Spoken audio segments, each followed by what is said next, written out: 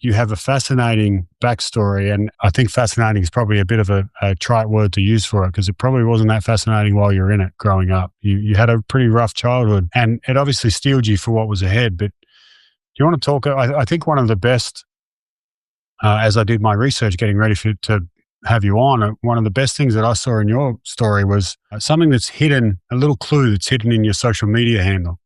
Do you want to talk a little bit about that? Yeah, without a doubt. When you take a look at all my social media platforms, you'll see that my handle is StruggleMade105. And for the longest, everybody was asking me if that's my area code where I'm from. It was a story from my childhood. Times weren't always bad, but my father, early on in our life, he got incarcerated for drug trafficking. So all the good times that we had there immediately changed. And my mother, she immediately had to shift and raise 5 kids on her own without any help.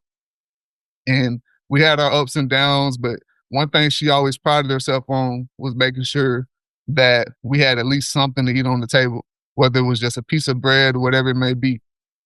And when you get into the story of my social media handle, there's one night in particular, it's like 8 in the evening. We hadn't eaten all day, and my baby sister, she's crying, wondering what we're going to eat. And she's wondering why mom hasn't fed us yet. And my mom, she was kind of rattled. We seen her rattled. So she just gathered everybody together and she started walking us. We didn't have a car. So she's pushing my baby sister in the stroller, and we come up on the McDonald's. So as we walk up on the McDonald's, we go inside, and my mother orders a cheeseburger. And we look around, we're confused. Like, there's 5 of us. We usually, worst case scenario, we all getting our own loaf of bread at least. But this is one cheeseburger for 5 people. Like, that was the worst it ever got. 5 hungry people. Yeah, 5 hungry people. And then we're thinking like, mama got to split some of this too. So as she orders it, the total comes out to $1.05. And we didn't know at the time that my mom only had $1 to her name. So she hands the clerk at the cash register the $1, and she asks her if it's okay if she doesn't have the nickel. And for some reason, the woman that day, she must have been having a bad day. She wouldn't allow her to get the cheeseburger with that $1. So we had to watch our mom beg for a nickel. And it was embarrassing just watching that. And it was a tough time. That's when it really hit. Somebody was generous enough to give her that nickel. And we all were looking around. Everybody's watching us, kind of looking down on us.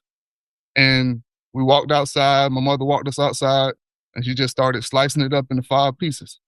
She hands it out to everybody. And we started eating. And as we're eating, my older sister notices that my mom isn't eating. And she immediately asks her why she wasn't eating. And my mom, she just kind of paused for a bit. And then the rest of us started looking around at each other like, Mom, just take a piece of our burger. And she was turning it down, and she just burst into tears. And that just stood with me for the longest. And this has been ultimately what drove me all of this time. That's an amazing story, a very vivid picture you paint there.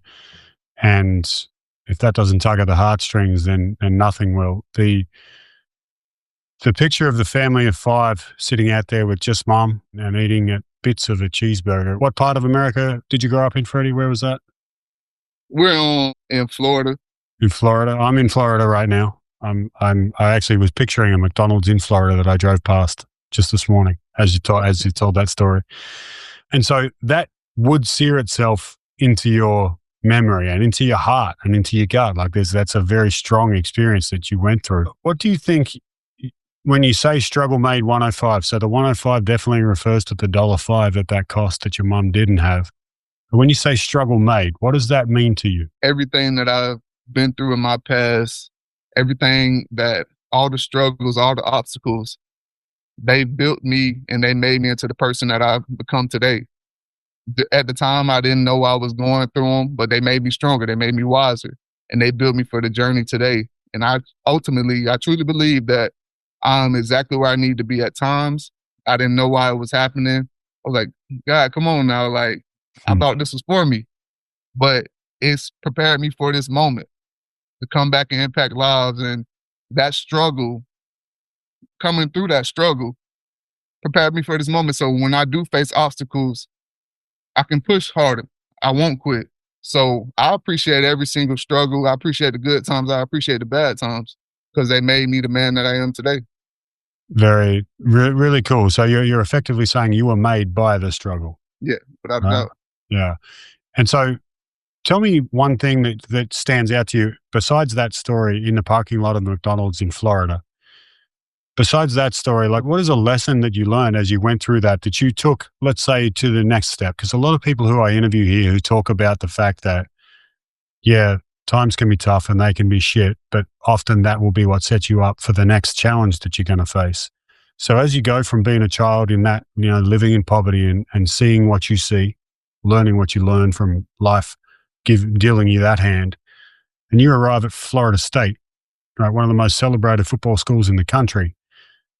What challenge did you face there that you drew upon your experience growing up in that childhood that you think helped you at Florida State? I think I got one that before Florida State, and I got a few at Florida State. Yeah, okay. So in high school, I ended up being one of the top 15 linebackers in the country coming out. But early on, I didn't have any offers. I was going into the end of my junior season without any offers.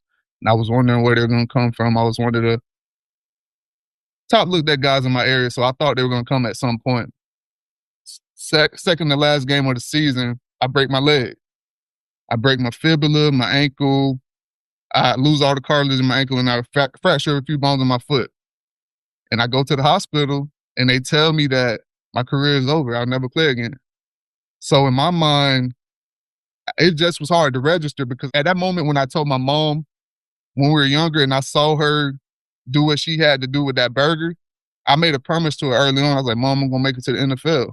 I'm going to change our family situation. So I remember telling the doctors, arguing back and forth with them. They had to bring people in to calm me down. Like, man, listen, y'all don't understand. I made a promise to her. And I looked at the x-rays. They looked horrible. It looked bad. It didn't look good for me. It doesn't sound good. And I was like, man, I made a promise to her. I don't know how I'm going to do it, but I'm going to honor that promise. And I would just remember going through rehab, not knowing when the light at the end of the tunnel would come. I didn't know. Nobody was calling. And at times I was doubting myself. Like, who's going to take a chance on a guy who didn't have any offers before, and now he has a major injury that nobody knows he's going to bounce back from? But all I could do was go in and bust my ass every day in rehab and control what I could control. And I remember getting calls. The first call I got, it was from UMass, Alan Super. That's a name I got written down. I'll never forget it.